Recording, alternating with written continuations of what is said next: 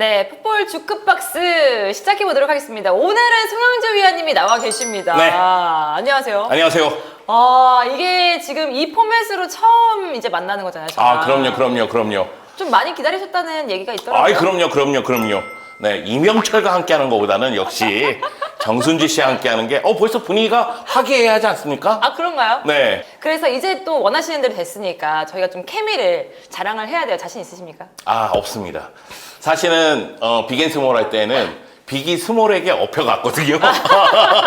형철이가 말이 너무 많아. 그래가지고 인정. 나 한두 마디 하면은 막 끝없이 하더라고요. 인정. 그래서 나는 그냥 미니 시리즈 찍으려고 나왔는데 걔는 대하 드라마를 찍더라고요. 맞아요. 그래가지고 업혀서 계속해서 갈 생각을 하고 있었는데 이제는 신주 아나운서가 물어보면은 제가 대답하는 그렇죠. 포맷이잖아요. 그래서 이거 준비도 더 열심히 해야 되겠고 더 분발해야 되겠다. 좀 더 송영주 위원님의 색깔을 드러낼 수 있는 프로그램이다라고 생각하시면 될 것 같아요. 제 색깔이 완전히 드러나면은 조회수는 거의 바닥을 칠 겁니다. 나락이죠. 네. 한번 보자고요. 네. 혹시 모르니까. 저희가 그래서 주제를 좀 정해왔는데, 근데 좀 주제를 정할 때 송영주 위원님이 좀 많이 얘기를 하셨거든요. 참 핫한 주제들을 좀 가져오신 것 같아요. 여름은 역시 이적 시장의 꽃이죠. 그쵸. 그렇기 때문에 이적 이야기를 좀 해볼 필요성이 있지 않을까.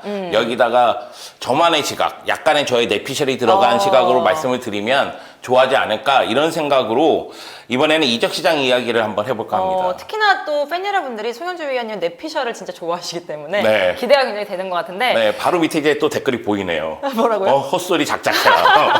근데 그런 게 또 송영주 위원님의 재미고 좀 힘이 되기 때문에 여러분들 그런 댓글 많이 달려주시면은 동의하는 거야 지금? 아니 동의의 미소를 막. 매력이지 않습니까? 송 위원님의 매력이 있어요. 네, 아무도 동의 안 하고 있어.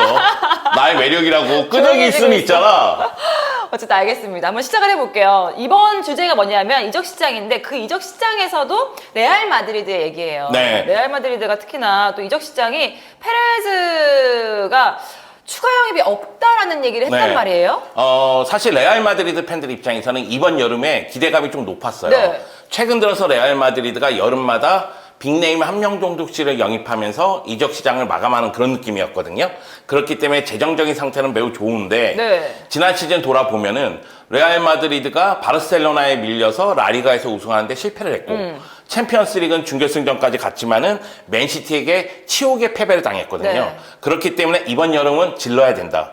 돈주머니 풀자. 네. 이런 이야기가 팬들 사이에서는 굉장히 많았었는데 엄청 기대를 했죠. 네, 그래서 주드 벨링엄 영입할 때만 하더라도 그랬었는데 벤제마가 떠나고 호셀루가 영입되고 막 이런 상황을 보니까 이거 약간 불안한데 그럴 때 페레스 회장이 우리 여름은 끝났다 이렇게 얘기한 거예요. 근데 갑자기 왜 그랬을까요? 아직 여름은 긴데 빨리 결정을 한 것 같아요. 그러니까 페레스 회장은 2023년도가 아니라 2024년 여름을 보고 있는 것 같아요. 이유가 있을까요?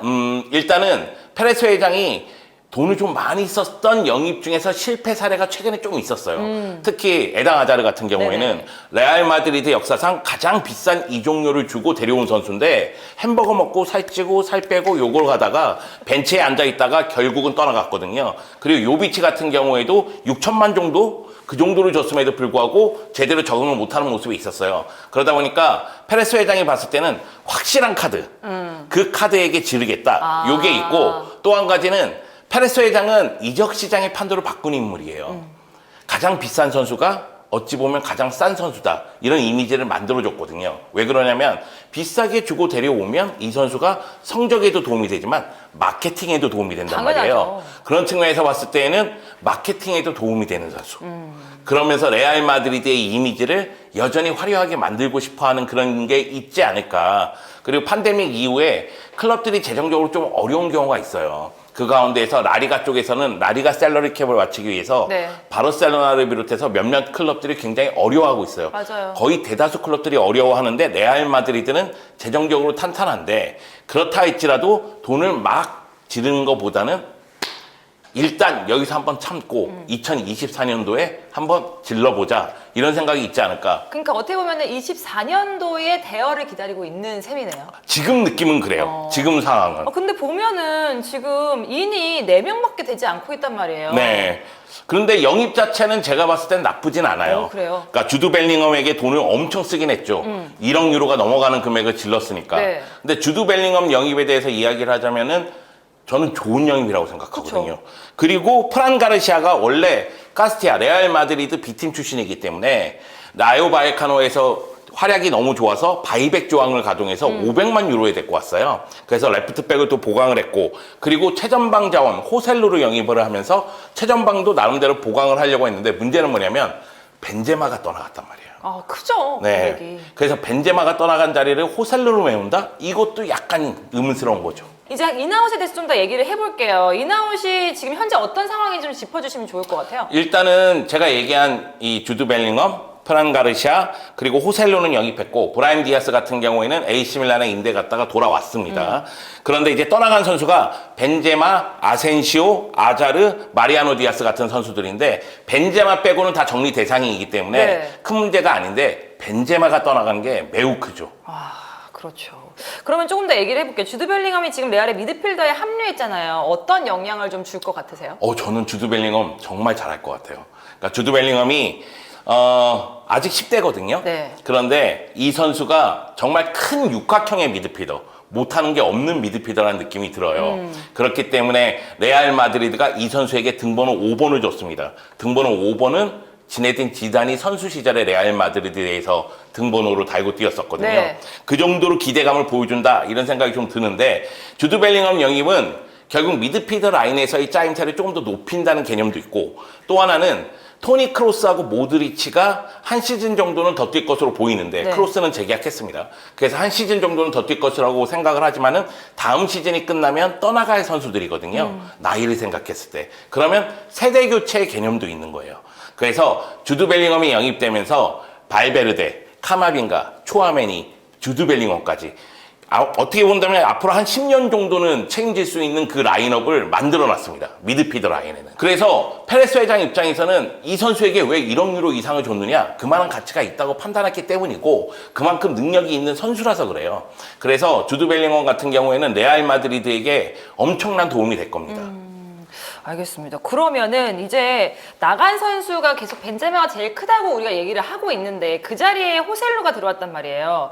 이번에 데려온 호셀루에게 그래도 기대는 좀 있는 것 같거든요. 이게 레알에서 시작한 선수잖아요. 네, 맞습니다. 레알 마드리드 B팀에서 뛰었던 경험이 있는 선수인데 그 이후에 독일과 잉글랜드를 거쳐서 다시 스페인으로 왔고 스페인에서 다시 한번 힘을 발휘하는 모습이 나왔죠. 네. 그러니까 지난 시즌 16골을 넣었어요. 득점 3위였거든요. 1위가 바르셀로나의 레반도프스키, 2위가 레알 마드리드의 벤제마, 그런 다음에 3위가 바로 이 호셀루였는데 어떻게 본다면 레알 마드리드 입장에서는 벤제가 백업을 좀 구하기 위해서 발빠르게 움직인 것이 아닌가 그런 생각이 좀 들 정도였어요. 그런데 벤제마가 떠나고 호셀루가 영입이 되면서 대체자가 된 듯한 느낌이 들잖아요. 그럼 근데 살짝 약하죠. 무게감이. 예.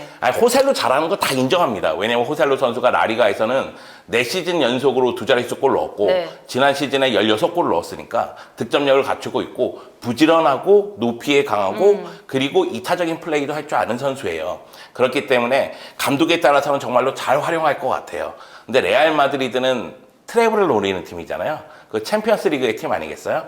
근데 호셀루가 챔피언스 리그에서 잘할 수 있다? 이거는 장담할 수가 없거든요. 그러면은 이 자리에는 2024년에 누군가를 기다리고 있다? 그렇죠. 그러니까 결국은 레알 마드리드 입장에서는 사실 이 자리에 해리 케인하고도 연결이 됐었거든요. 네네네. 그러니까 토트넘에 해리 케인이 왔다면 굉장히 잘했을 거예요. 그런데 해리 케인의 이적료에 대해서 토트넘의 레비 회장이 1억 파운드 이상을 요구하고 있으니까 그러면은 해리 케인의 나이를 생각했을 때는 이거 약간 불안하다. 그러면 지르지 않겠다. 그 대신 1년 뒤에 파리 생제르맹의 음바페를 노리겠다. 네. 이게 이제 페레스 회장의 생각이죠. 요 음바페 이야기가 상당히 재밌습니다. 네. 사실 레알 마드리드가 음바페를 노린 게 처음은 아니죠. 그리고 페레스 회장이라든가 레알 마드리드 관계자들이 음바페 영입 거의 된다 이런 느낌이 있었던 시기도 있었죠. 근데 프랑스의 마크롱 대통령이 음바페하고 면담하고 네. 남아달라고 하고 파리 팬들이 남아달라고 해서 음바페가 2년 재계약을 했어요. 그런데 음바페가 최근 들어서 파리 생제르맹을 떠날 거라는 그런 신호를 좀 주고 있거든요. 맞아요, 사실이에요. 네, 이미 파리 생제르맹 쪽에 다음 시즌에 계약이 끝나는데 재계약은 없다고 통보를 했습니다. 그리고 스페인 언론 쪽에서는 야 벤제마 나갔는데 누구 영입할 거야? 그래서 페레스 회장에게 물어봤을 거 아니에요, 자꾸. 네. 그러니까 페레스 회장이 음바페 얘기가 나왔을 때 온다.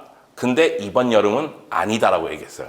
그 얘기는 지금 일어나는 사건들이 다 2024년도에 음바페가 레알로 온다는 이야기가 되거든요. 물밑 작업이 벌써 이루어졌다 뭐 네. 이런 얘기라고 생각을 하시는 거죠. 이건 내피셜이죠. 네, 내피셜이죠. 근데 내피셜이긴 한데 벤제마의 대체자에 대한 이야기를 돌아가야 되잖아요. 네네. 제가 생각하기에는 페레스 회장은 2024년까지 벤제마로 가고 싶었어요. 네, 그랬었는데 벤제마가 사우디아라비아 알이티하드하고 협상 끝에 페레스 회장하고 면담하면서 나 떠날래라고 한 거예요. 그러니까 페레스 회장 입장에서는 오케이 나가라 그렇게 된 거죠. 쿨하게. 네, 왜냐면 벤제마가 그동안 해준 게 있으니까. 레알 마드리드 역사에서 남을 수 있는 선수 중에 한 명이기 때문에 위대한 선수입니다.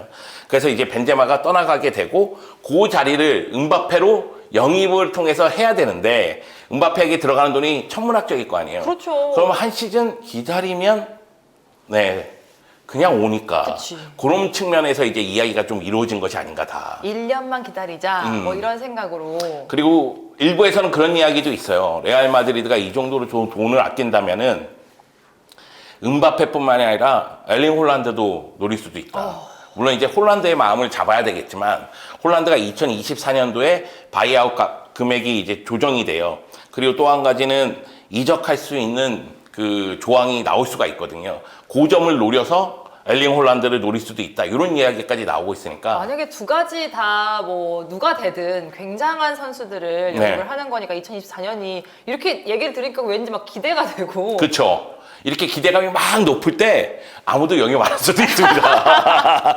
그런데 여러분이 더 잘 아실 거예요. 레알 마드리드에서는 불가능은 없어요. 그러니까 맞아요. 레알 마드리드가 갈락티코 일기할 때 바르셀로나 에이스 피구 데리고 왔잖아요. 그때도 이야기가 굉장히 시끄러웠고 그 다음에 유럽 최고의 스타 지단을 데리고 올 때도 정말로 시끄러웠거든요. 그 다음에 뭐 호나우두라든가 베컴이라든가 줄줄이 오면서 갈락티코 일기 만들어놨고 갈락티코 2기 할 때도 뭐 호날두, 카카 정말 대단한 선수들 데리고 왔었거든요.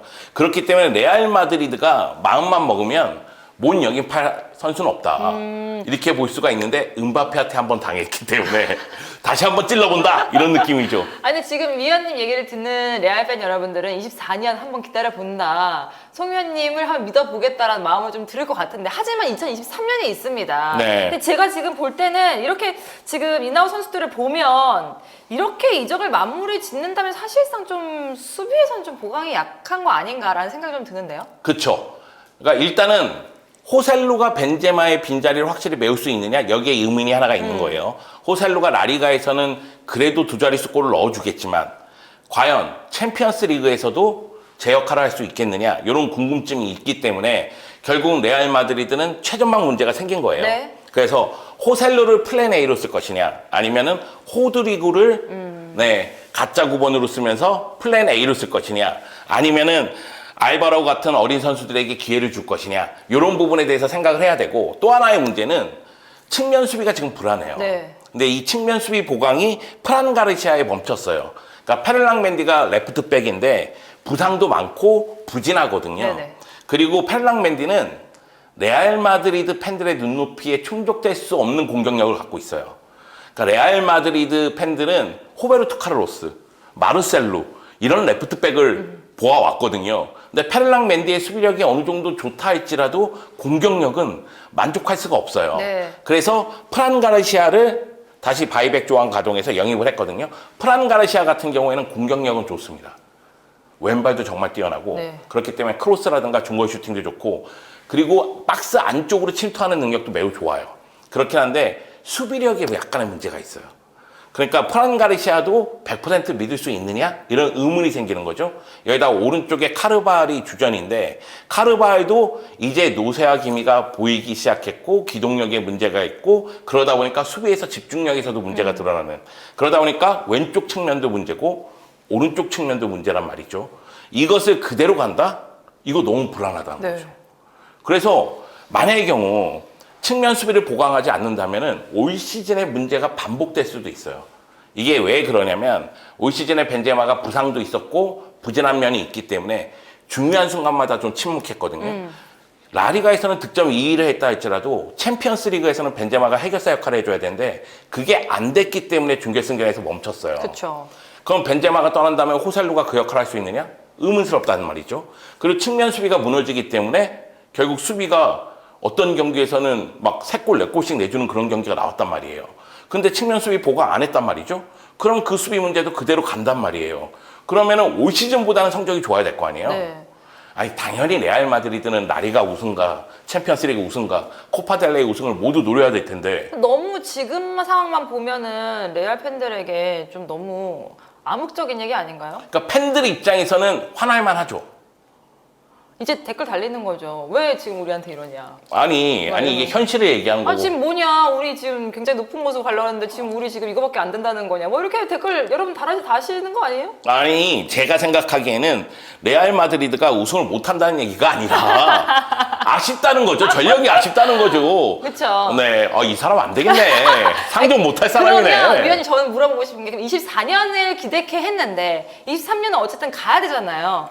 그러면 어느 정도 수준으로 좀 갈 거라고 예상을 하세요? 그 정도는 전문가로서 얘기해 주시죠. 저는 라리가에서는 경쟁력이 있다고 생각해요. 제가 레알 마드리드 문제점이 이 부분 있고 저 부분 있고 뭐 이런 얘기했지만 경쟁자인 바르셀로나도 부스케츠 자리를 메울 필요성이 있거든요. 그러니까 바르셀로나도 문제가 있어요. 네. 그리고 아틀레티코 마드리드가 지난 시즌 후반기의 기세를 봤을 때는 올 시즌보다는 더 좋을 거란 말이죠. 그런 측면에서 봤을 때는 경쟁 구도가 좀 치열해지면서 결국 마지막에 집중력, 거기서 힘을 발휘만 한다면 레알 마드리드는 라리가에서는 여전히 가능성은 있다. 근데 챔피언스 리그에서는 제가 생각하기에는 올 시즌보다도 성적이 안 나올 가능성이 있지 않겠느냐. 그 부분이 좀 아쉽다는 거죠. 알겠습니다. 한번 그러면은 지켜봐야겠네요. 사실 네. 송효재 위원님이 좀 송펠레기도 하고 네. 그렇기 때문에 사실 이 뭐 분석이 어떻게 될지는 뚜껑을 열어봐야 되지 않는 거 아니겠습니까? 그럼요. 제가 하는 얘기는 거의 뭐 뇌피셜이다.